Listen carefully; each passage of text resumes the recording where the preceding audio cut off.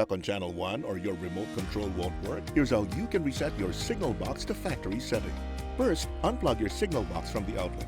Then carefully unscrew the circular cable at the back of your box.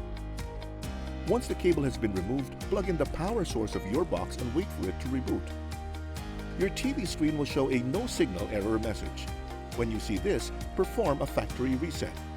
To do it, press and hold at the same time the P+ and P- buttons found on your Cignal box. Reconnect the circular cable back to your box and follow the first type installation instruction. Press OK to save the pre-selected choices.